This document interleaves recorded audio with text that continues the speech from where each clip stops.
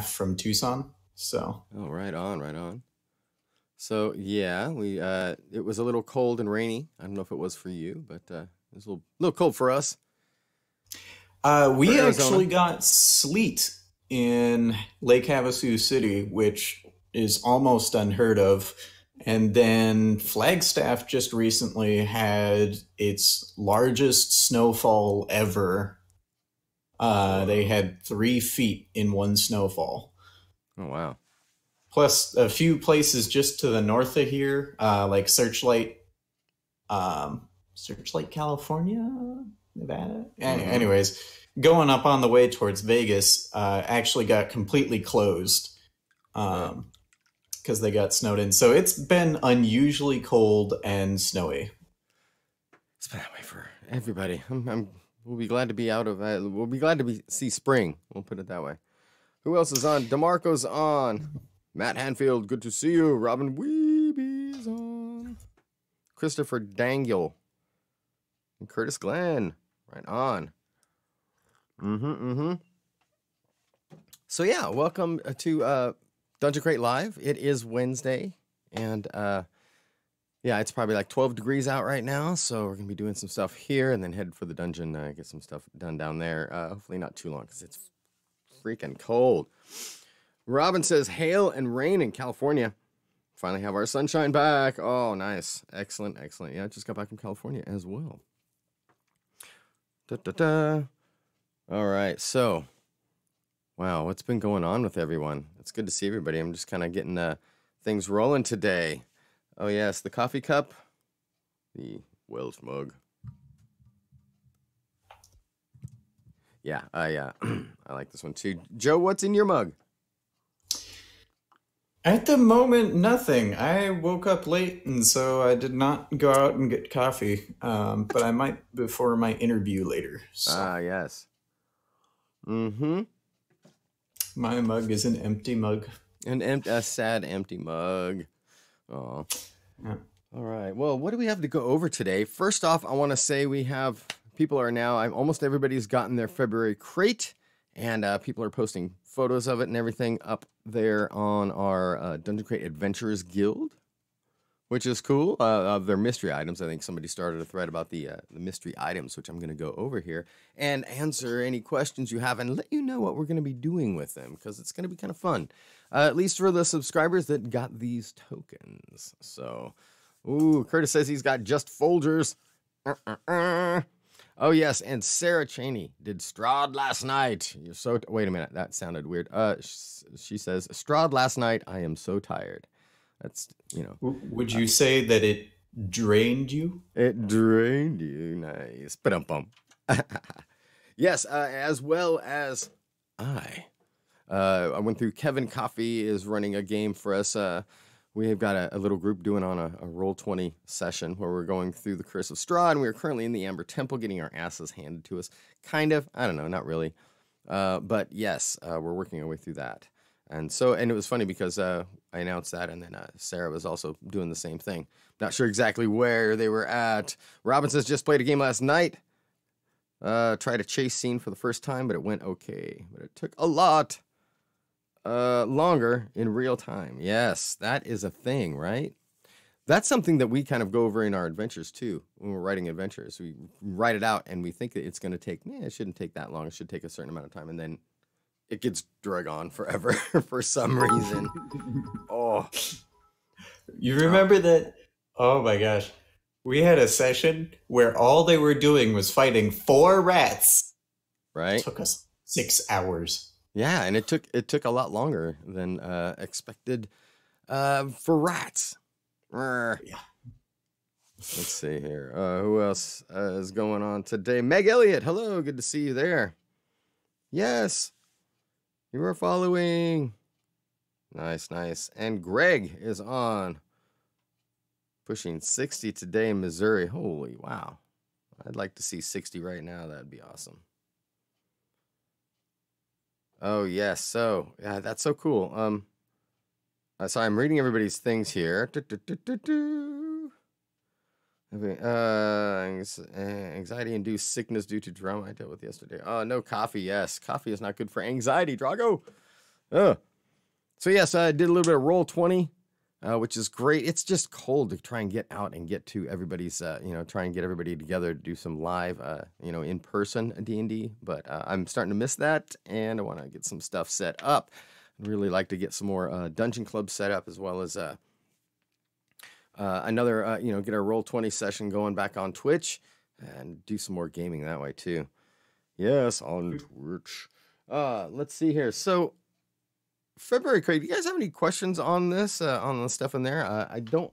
Sadly, I didn't get to the dungeon yesterday to get a box so that I can open up everything for you, which will probably happen next week, and I'll probably have Kevin come in if he can, so that he can talk about the adventure as well. This is the second in the trilogy, so the Crystal Key. But we do have a prize today for one lucky commenter. Something that's in this box. What could this be? Some of you might know what this was. It's been in the previous crate. But I have a winner right over here. And what else? So I want to go over, first off, let's talk about Instagrammies. This, I think, is the last day. I forgot what our nerd herder said. But might be the last day for Instagrammies. So if you've got your photos and images, which are the same thing, go ahead and hashtag them. Go find the hashtags on our Facebook page and get them up on Instagram if you would like to do that. We're going to be compiling all these into our photo album and getting that stuff ready. Also cutting some sweet, sweet trophies that would be really fun for everybody to get for the winners. So we're going to be picking the winners and everything like that. So get your Instagrammy submissions in today. Let's do it. Oh, let's see here. Chris Oliver, good morning. Matt Hanfield says, my game tonight might be killed by snow. Snow. Yeah, this the ravaging snow beast. But here's a few things I do have from our crate that we can go over. Owlbear, everybody dig that? We bought them out. Yes. I kind of knew that they had like a limited quantity, and I wanted to get everybody one because they were so cool when they gave them to us as the premium item for the previous month's crate. So I hope you guys are cool with that. Got you one of these black owlbears, these Bones Black. A little bit thicker plastic. I'm digging on them. Joe, have you gotten any of these yet? The Bones Black. I have not, mostly because, well, I might have one sitting in my things to be painted box. I know. I've got a wall to be painted. But the Bones Black were cool. They also... some of the prizes we've been giving out lately has been this Rock Troll, which is another Bones Black, which my camera isn't really necessarily picking up with super awesome quality, but, a smart man would probably buy a better camera. But, yeah, these are really cool, too. And I think I might want to do a painting demo on the owlbear at some point, which would be fun. I'm going to try and get to those now. So, yes. That came in there. And then also there was a thing about the this right here, the centaur.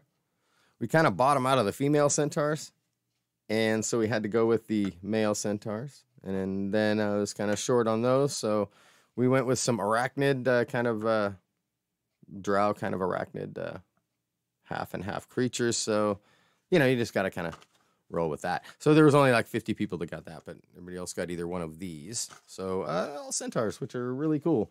I want to try and get some more up on the store as well. Karen, good to see you. Oh, and she is running. She says, good morning, all. I'm going to run part 1 from January's Crate Friday. Third time as a DM. Bravo. I hope you like being a Dungeon Master. I'd like to know what you think about it. Let's see here. Yeah, they changed. Hello, Christina. Everybody say hello to Lady Lilith. Driders, that's the word I was looking for, Drago. Thank you very much. What else did I have? Oh, Driders are best when fluffy. When what? Fluffy. Oh, yes. Like tarantula driders. Fluffy, hairy driders. Oh, you can't see this very well, but this is the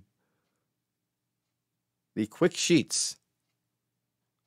Yes, this is a pad, and we had this idea for making these quick, because we were talking about a lot of people that were learning how to play Dungeons & Dragons and rolling up characters, or just being bored and wanting to, I like to roll up characters just to come up with, different NPCs or different characters. So we thought a quick pad would be really fun to have. Might be great for the Dungeon Master as well. Should be easily put up if you wanted to keep track of, character stats and all. One thing I did notice is that you could take one of these, fill it out for your player, and if you fold it back, then I was thinking, oh, then you can hang it off for initiative or whatnot, just on the side of your on the side of the screens. But I think they'll come in handy for new players trying to roll up characters. I think it'll be handy for Dungeon Masters who want to have a little bit more in-depth NPCs, maybe an NPC that's going to be traveling with the players for a while. And and for those of us that just like to roll up lots of characters and try different configurations, or maybe you're playing a quick game and you could just scratch it all down here because you may never be playing with these guys again, or may not be using the character again, or maybe you want to see if it dies first before you enter it into the Crit for Brains character journal, which is available at dungeoncrate.com/shop. So, yes. So these can be used for, I'd like to see what people do with them. If you've got shots of you using these in game, please share them with us on our Facebook page, Instagram, that kind of thing. Hashtag us, let me know. But that way, if the Dungeon Master ever has a question on a player, they just pull this up and look on there, and then on your side you write notes, and on their side you have their name and whatnot. So sure, man. Yes, and we're going to have these up on the online store. I do like to give a little bit of time before I put current month's items on the store because people are still getting their boxes. And we ship worldwide, so we still have people that are all over the world waiting on their boxes. Want to give a little bit of time to those subscribers too, but we have these, a lot of these left over. We ordered extras so that we can sell some on the store, get you guys more of what you like in the crate. Oh, maybe they don't write them. Maybe they make origami, Doug. You can also do origami, which if you get it into maybe they make origami minifigures. Right. Or minifigures, fingers. Are you saying fingers? Figures. No, fingers. Yes. I can't talk. It's the morning. It's the morning and you have no coffee, Joe. Yeah, well. Oh. So Robin was looking. The life. Robin says maybe in the future create something for an initiative tracker. Oh, that's coming. Trust me. Initiative tracker, hit point counters. We've got all sorts of stuff we're going to be putting in the crate that you may or may not ever have seen before. All right. Yes. Curtis Glenn says, reminder, only 24 hours left on the Crit for Brains Kickstarter. Go support that. We're going to have that on there. Shane, good to see you. Good morning. Good morning. Floyd is watching. Justin, Andrew Mason is watching as well. And again, I want to remind everybody about the digital crate. We're going to talk about this probably next week as well, but get on there. We've got submissions. We got all sorts of map tiles on there. We've, of course, got the adventure if you're in. And Justin Andrew Mason is providing these amazing maps, and you're going to want to download those as well. So lots of great benefits for the subscribers here in our digital crate, and more to come because we are, again, going to be turning over the Dungeon Crate treasury is going to be turned over to the subscribers. So you're going to have exclusive access to online store items, extra crate items, completely discounted already. So you don't even have to worry about it. One code will get you into everything. And we just another way that we want to try and do things a little bit differently than other people and get your subscription maximized. Wow, I've had a lot of coffee today and I'm on my decaf. So hello, good morning. So, Joe, what's been going on lately in your head as far as some D&D stuff? We got to play again. What's going on? Yes, I would like to play. I just mentioned in the chat, but if there's anyone, Arizona, California, or Nevada, who might like to host a dungeon club, I'll come up and DM for you, or down, as the case may be. Yeah, we have any of you on there from Arizona or that area? Go ahead and chime in on the comments right here. I would definitely still like to host a Roll20 session, as well as we should probably finish our campaign sometime as time allows, which it never does. Feels bad. I think we're changing that now. We're getting out of we're either getting in or getting out of the deep throes of winter, but hey, you know, There you it's go. already March, man. So it's good. It's coming on March here shortly. I have Ooh. also got multiple ideas for short, one-shotty sorts of things. And I may write some fun stuff up that maybe we can send out. I don't know, maybe in conjunction with the podcast, maybe is just a little extra included thing. I don't know. But sometimes I have ideas for fun little magic items and things of that nature that I like to write up. And I might send a few of those Wayne's way and see if he wants to distribute them. Oh, that's right. Yeah, we should do that. And that was something else that we were Yeah. thinking about doing for the crate or for the digital end as well, is taking, we've got a lot of fans, subscribers uh, that are super creative and want to, put up a creature or a short adventure. We can always try and accommodate that too for subscribers. And you can always do that too up in the Adventurers Guild. We can throw up any kind of the homebrew stuff you want. Yeah, and then in the last part, I finished my drawing class. So now I'm a little bit better artistically in some ways. Oh, really? So my next project is I am going to try and learn some concept art sorts of things so that I can get back to making my homebrew world. Ah, yes. So, You have to start yeah. with a map. What are you going to start with? Well, I've got sort of a baseline map, and it's going to take me a while to put the map together. So I think my next project might be doing landscape scenes of some of the areas, Oh, really? and I may send those along or post them or whatever so that folks can see some of those if they come out good. Oh, that'd be awesome. Yeah. And then everybody can run them. I'm actually still, some people are now starting to get back with us on how they're running their campaign, or how they're running the modules that we've got in the crate. So that's pretty cool. And I Nice. really like seeing how they're how they're overcoming some of the situations, especially with the some of the traps we have in there, and the overarching storyline with the campaign and all. So, Neat. oh yeah. Oh, what else do we have going on here? Let's look. I'm distracted by looking at two different screens here. Okay. All right. There we go. All right. So, Curtis Glenn, you wish you could draw. Nick Siegler's on. Hello, hello. Oh, and also, hey, I wanted to mention that too. Robin Weeby says, I'm excited to have enough crate coins for the mini. Now I can have a mini I can use for my final big baddie. Yes. So, and that's awesome too. I love the crate coins. I've been getting more questions now on the crate coins about what we need to do to to change stuff up. And yes, we are going to be adding on to some of the things that you can get from with the crate coins. It's just picking and choosing some of those too. And we've got some exclusive. I want to put in some like special exclusive crate coin only items that we might have to manufacture and things like that. That'll be really sweet. But we've also got a ton of all things like the ooh.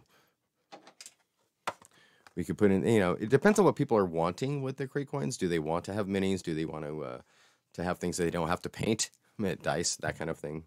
But of course, we're gonna hopefully give you a little bit more incentive by putting up some sweet exclusive items as well. All right. Oh, dun, dun, dun. So, our latest blog, we have a new podcast out, Dungeon Crate Podcast. You can go to dungeoncratepodcast.libsyn.com, or I believe you can go to just dungeoncratepodcast.com and check out our podcast. This time I read off, we went over Kevin Coffey's blog, and that was Becoming a Dungeon Master. And it was really just some tips on becoming a dungeon master. Especially, we talked about this before in another live. It's all about just getting creative with your players, getting creative with your adventure. If you haven't seen it yet, I believe Doug DeMarco did do a video on this as well. He gave his take on becoming a dungeon master. Joe, now that you're on the phone, I want to get your take. You do a lot of dungeon mastering, of course, and for somebody that is looking to get into it, say like so Lady Liv, Christina is looking to be the DM for the Nerd Babes and hasn't really done it before. What are some of the, we went over some of the basic tips on the podcast. What is your take on getting into it when say you just can't get into a game, so you're trying to get other players around and you're the only person that has the books. You want to get into it. Maybe you've been a player, maybe you haven't, but you're familiar enough with it. What are some of the first things that you would do or that you would advise them to do? So first thing is find a module that you like and then modify it just a teeny bit. Throw something a little bit you in to make it your own. Mm-hmm. Not only is that going to prevent it from being the same canned module that everyone's seen 100 times, but it will allow you to sort of experience some of the dungeon crafting sort of stuff that comes with being a game master. Right. That's a good first step on that end. And then as far as your group goes, try and always have at least one person who has a decent amount of experience in addition to your game master. The reason I recommend that is because that's going to help your flow of the game. Instead of you trying to help everyone, maybe you can solve one problem while they solve another, or they can solve things a little bit more organically, and that'll make things easier on everyone involved. Right. Not only that, it frees you up to make the mistake to make things too hard. And the reason I say that is because as a game master, it's a lot easier to make things hard and then have the players overcome that than it is to make things too easy and have the players stomp everything. I tend to lean on the side that the campaigns should, as a nature, be hard because players naturally overcome things quite easily. Mm-hmm. Yeah. Sometimes more fact, than you want. Yeah. So looking at the challenge ratings recommended, the actual recommended challenge ratings and advice for building certain challenge ratings of monsters is pretty good. But then this iconic standard monsters, I feel, are sometimes quite a bit weaker than what they should be. So you think about things like skeletons, zombies, that sort of stuff. I feel almost like they're weaker than what an average player can deal with. So beginner players might have a little bit of trouble with them, but if you include that little bit of experience, that allows you to make everything a little bit harder. Right. And there's a couple of things that he mentioned in this blog too that I've done in the past and we've talked about too is and one thing that we've done in my live games is when it comes to rules, and when we switched over from 2nd edition to 5th edition, if the Dungeon Master didn't know a rule, we were kind of learning all at the same time. So we would have the players kind of look up a rule and we kind of all make a consensus and say, yeah, okay, that works there. And then that way it gets kind of everybody familiar with the books. And that was, that was one of the things there. What if I don't know a rule? That's fine. Most DMs don't know every rule. The other one was it? Oh, that you don't always have to be the Dungeon Master as well. So if you're getting in either with a new group or new group of people, that whether they're experienced or not, one thing, and this is in the interview I had with Alan Hammock, he said he does, and I've started doing my group, is to switch Dungeon Masters around. So you'd play one, say like we're doing the, and I think I mentioned this last week too, or we're doing the first Xander's Orb trilogy. So I did the first one, and then my player took over and did the second one, and he might do the third one, and I'll take over the fourth one, or maybe somebody else will DM it. So switching that around so that there's not that constant pressure might be a way to get people in, and maybe you'll find that one player is a really naturally talented DM, and everybody's agreeing that maybe they should take over. So you never know what can happen on that too. Oh, what else is going on here? Right, so Chris Holloway said that he is going to be asking some questions in the guild. That's a great place. Got a lot of DMs there, and we'll give you some amazing tips for that. What are some of the? Give me like your top 3 things. Let's see if it matches up with this blog. Top 3 things in a nutshell that you need to know as a new dungeon master or a new game master. Um, you need to know story flow. Um, you need to know a little bit of immersion. Um, and you need to know when to fudge things a little bit. Right, because I think that's a kind of an issue with new players. They're not sure as if it's rules as written or if you can go off book. And again, it's that whole thing is you're the dungeon master. You can do whatever you want for the most part, while it's still fun. Yeah. Making it fun. So, what I would say with new dungeon masters is you don't necessarily have to be a good dungeon master by the numbers, but you should be a good dungeon master by story and immersion. If your players get enveloped in what they're doing and get really involved, they're not going to notice if the numbers seem a little bit janky or odd. Right, right. And that's where the knowing when to fudge things comes in. Mm-hmm. Because sometimes in order to save an encounter, you're going to have to say, well, that doesn't hit when it really did, or, well, the monster manages to miss you when it should have killed them. Oh, yeah. I fudge rolls a lot. I try and fudge rolls on Roll20 with Kevin, but he never lets me. There's something broken with Roll20. I can't cheat on there. I'm a terrible player. So who else is on? Oh, let's see here. Oh, Matt says no fudging rolls, man. I live for that.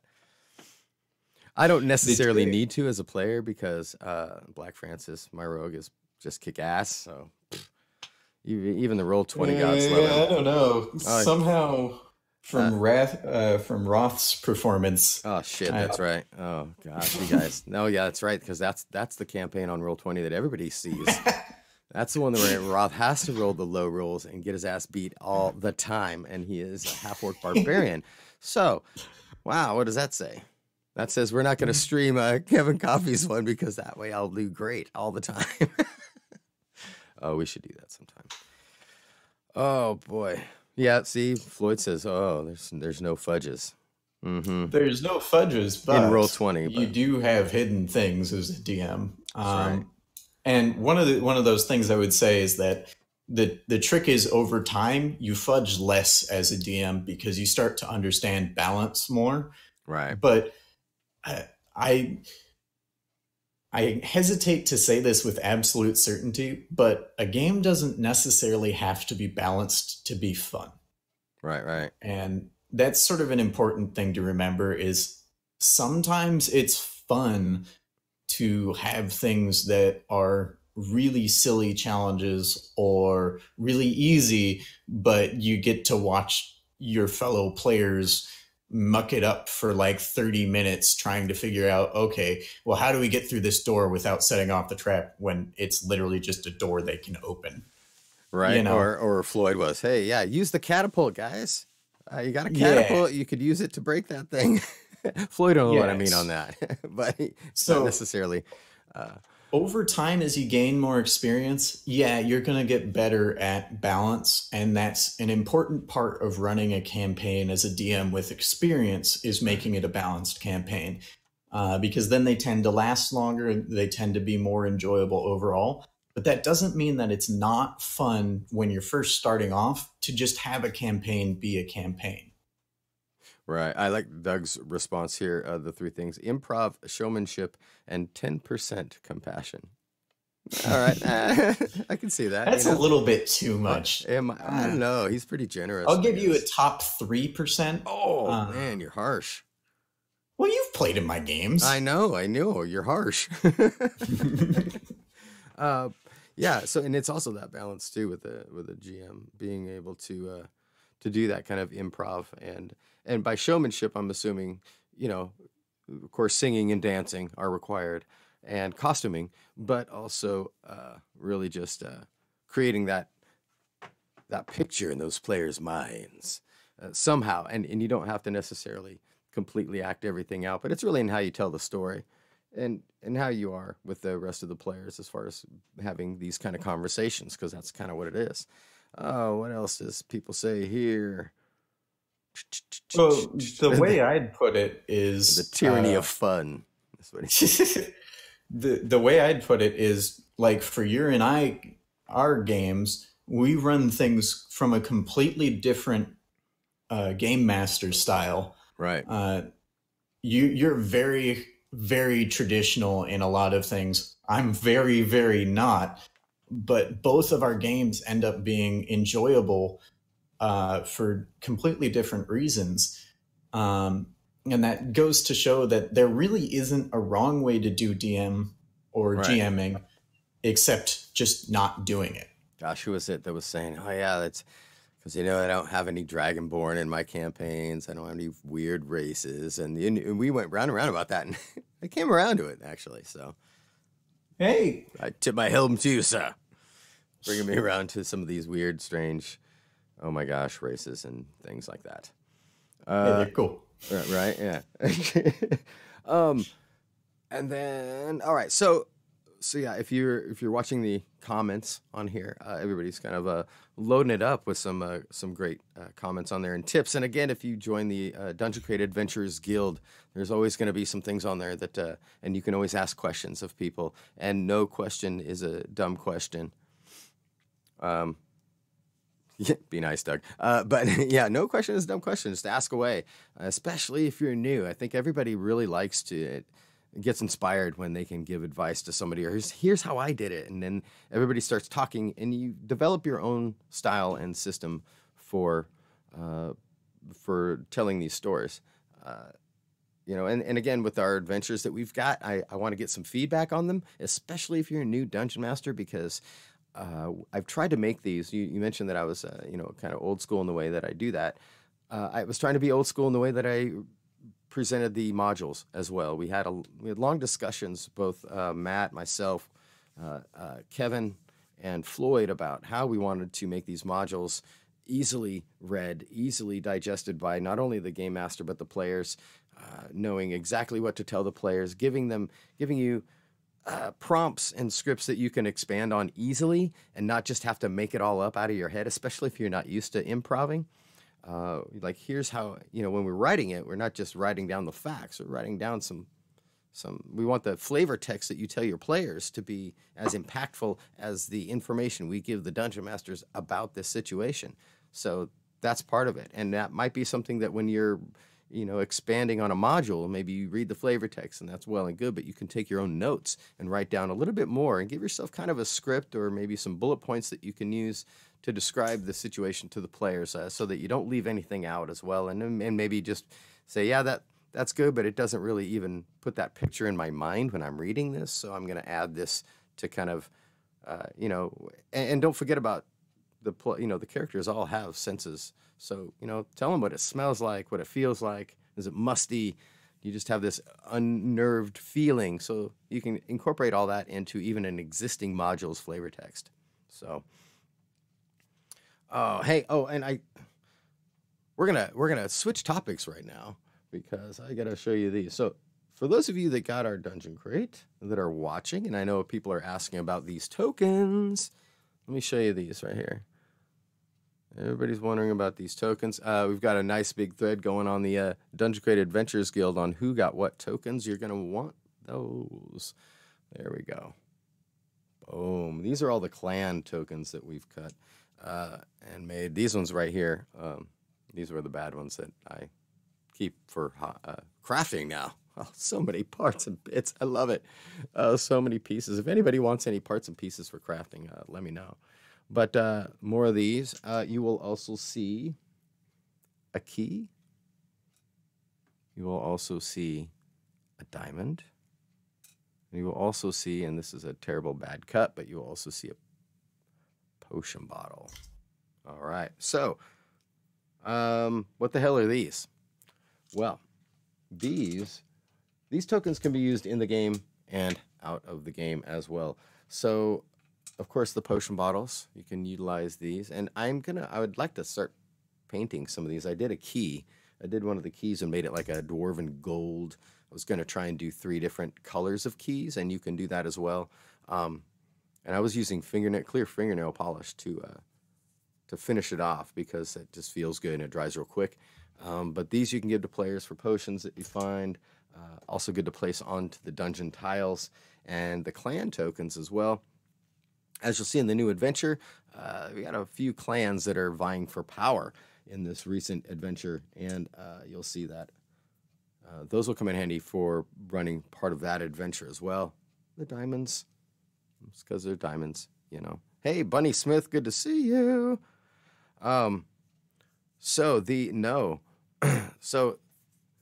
tokens that you get, everybody should have gotten 3, and they were all random. So you will get 1 of 3 of all of 2, 4, 6. We have 8 tokens possible, and you'll get 3 of those. So I thought, well, you know, the tokens are great to use in your game. It's kind of a, you know, we wanted to put something in there that we were starting to get from Lords of Adventure so that we can get some things cut and lots more cool stuff happening with that. But I also wanted to find a way, how can we make this really fun for the subscribers when they get it, that they'll want to keep these and kind of hold on to them. And so my thought is we're going to start a, this will be something I do on Facebook and possibly Instagram, just to try and cover the subscriber base. I think more of our subscriber base might be on Facebook. I don't know if I'll do this via email. It's possible that I might be able to email subscribers, but that might be a kind of a fun thing to do just to make sure that I've covered everybody. But to generate some excitement, I was going to post this on our social media. But a lottery, not a lottery, but kind of a slot machine style prize thing. So what might happen is, and this is if Matt can't poke any holes into it. So you've got 3 tokens. Say you've got the Bloodbraid clan, you've got the Frost something I forgot clan, and the Diamond. All right, so you got these 3. So what I'm going to be doing is I'm going to take randomly 3 of the tokens here. We're going to take a shot of it, or we'll make a graphic that's like a slot machine, and they will be in an order. So maybe first up is this one, the second would be this one, and the third being this one. All right, so you have to have them in order. They have to be in order too. So if you take the photo and you submit it and they're out of order, that's not going to work. So what I'm going to have everybody do is, for those of you that have those tokens and have them in the right order, and you take a photo and you send it, you will receive yet another prize. Just because I like to give prizes away. So you never know what that prize is going to be, and when we're going to do it. So hold on to those tokens, and when you see the slot machine alert in our social media and whatnot, or maybe get that email, then you have a chance. If you have those tokens, you have a chance to win. So yeah, so that's what I'm hoping. I think it'll be fun. Oh my gosh, yes, lots of chatter going on about there. Yeah, right. Oh yeah, Matt did bring up that one about the DM spending 90 hours writing something that the players decided to skip. I always use that, where I spent all those hours creating that wizard tower. You know, I made all 5 levels and everything, and I detailed it and all that. And my players just, they swam through it like it was nothing. Like, we're going to do this, now we're going up there. Or they completely bypassed certain traps and whatnot. That's always hilarious. Has that happened to you, Joe? Your players completely bypass something you spent hours on? No, not often. But I'm really good at improv. Ah, yes. Oh, shoot. That wasn't all the tokens, guys. You're right. Oh, and I don't have any of those left, do I? Okay, so 2 more tokens. I forgot to tell you. I don't have them with me. Ah, shoot. Okay, so 2 more tokens. You'll have a square one. She says, that looks like toast. Well, yes, the square ones, you'll either get a pit trap or a spiked pit trap. That's what those are. You can use those on the map tiles. If they've got little scorch marks, just light sandpaper cleans them up, makes them look really nice. And I used on, what did I do with I don't think I have them over here. I was going to show you what I did with them. I made runes out of some of those bad cut ones. But you can put some, I did fingernail polish, like I said, on these, and I did And that actually stains it a little bit darker if you just use that and don't put anything else. But see, for the scorching on there, I just sanded that up. And then you can color it. You can do whatever you want. I'd like to see. I'm going to kind of see what else I can do with this. A lot of the stuff that is going to be the cut stuff, I always love to do some modifications on. That's why there's one of the categories in the Instagrammies is DC model mods. So it'd be really fun to do that. Yeah, I showed you some of the tent that I did when we got that from Advanced Deployment, being able to make it look, not acrylic and more like a real tent right on there. So, yes. Yes, lots of chatter going on that. I love all these. So, hey, let's give away this prize. Joe, you want to give away the prize? I always want to give away prizes. Yay, it's my favorite thing. All right. This prize is for last week's lucky comment. Who rolled well? It's in this box. It's a mystery. There might be something else. You guys know what I need. I need a drum roll. Bigga. Drum and roll. I like to see the drum roll. I'm out of coffee. That's probably a good thing. All right, there we go.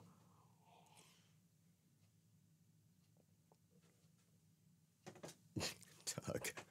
All right, here we go. We've got a drum roll going. Oh, wait, I need the winners. Oh, here we go. Are we ready? Let's see if I can do this. Oh! Pete Del Toro III, you are a lucky winner today.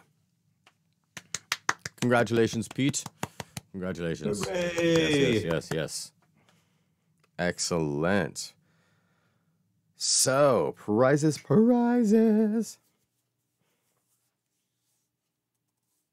Yes. So when I'm talking about this, the slot machine game that we're going to do, that is also going to include those 2 square tokens. So if you've got that, and it could be 3 keys, it could be 3 diamonds, it could be 2 of these, it'll be any combination. We're picking just 3 as if we were putting them in the bag. We're just going to pick one of your things and pull it up there. So which will it be? It could be 3 potions, it could be 2 potions and a key.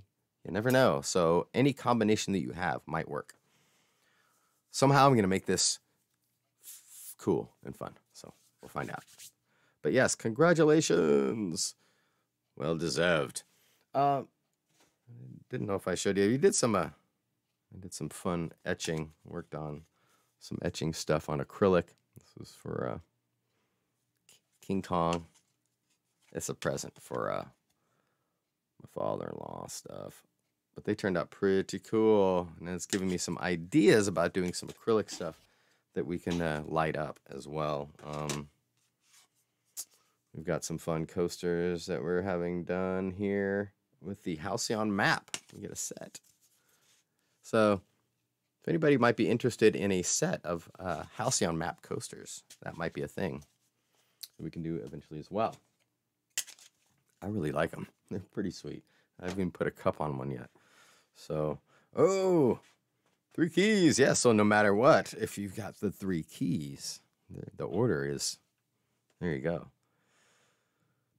You have to submit the photo. Yes, so Robin asks, how long will we have to submit the photo to win our prize? That is a great question, which will be revealed soon. I think just to make sure that we're going to want to give enough time for everybody to kind of catch it. But again, it's going to be a timely thing. It's not necessarily a thing that, it's one of these things that we use also, I think, a lot for social media as well, because that's where we can interact with everybody. So there may be an email that goes out, but again, there'll be a time limit on it. So even if there's a 1-day time limit or whatnot, or here's the slots for today, and that ends, it ends at midnight. So whoever submits up until then, it won't matter. We'll just take all the submissions that go from there, and it might be on a post. So I'm just trying to figure out the best way to do that I can capture as many subscribers as possible. But also it's really for, the subscribers that are participating in all the social stuff too. So I'm trying to give a little bit more benefit for those that are doing extra things like participating in our social media, sharing, doing the reviews, that kind of thing. We've got our program our referral program going on. But then again, for every subscriber, whether they're on social media or not, we're making things better on our digital side too, so that you can get that downloaded at your leisure, and you also have just as many benefits. But for those, I think that you guys that are out there watching this, sharing our stuff, commenting, being active on the Adventurers Guild, you guys also deserve something cool and special for that as well, as everything else. I think, and for those that don't do it, I'll make sure that everybody gets some sort of little benefit for just being a subscriber. So yeah. Oh yes. Oh, just yeah. Oh yeah. Just wait, Doug. A light up acrylic. Yeah, I wonder if we can do a whole light up acrylic map. How bitchin' would that be? I've got this one, and I'll have to show you guys next week. I've got a base, and it's got kind of a Star Trek. It's got a little acrylic piece. It's maybe about this big that has like the Enterprise on it. And all it does is sits in that slot, and it lights up different colors and whatnot. I put those in there. I put the coasters in there, and it's rad. It totally does that. So, yeah, that would be cool. And penguins. Etch light up character portraits and penguins. Yes, that would be really cool. All right. Well, Joe, we're going to do a podcast soon, right? Yeah. We never managed to get back to finishing. Let's Right. see. We were on Familiar. No. Yes. We just did Familiars. We were on did Pets. Pets. So if you guys want to Animal follow companions. Joe and I on our D&D 5e podcast, then go to dnd5epodcast.com and check it out. We did our first one was Familiars, and now we were going to talk about pets and animal companions, right? Yep. I think that is exactly what we're going to do. Yep. Yep. Josie, you need more coffee. You need more coffee? So yes, Yeah. we're gonna record that here soon, and let's talk about. And if you guys have anything that you want to add to that, if you guys got any really, and maybe we'll post this up in the Adventurers Guild before we even record it, and maybe get some people's feedback on what kind of animal companions they have, and what kind of do they have just pets? Are they their type of animal, like the barbarians, will be able to talk to certain animals, so they just are able to always have bears around or something. But yeah, the difference between familiars and animal companions for rangers and other characters as well. Are we talking all the types of classes with companions? I think we're just talking companions in general, so we Pets? may end up getting through everyone. I mean, because I think there's some players that we're looking at. Can I have a pet? If I can have a pet in real life, can I have a pet dog? Can my cleric have a pet dog?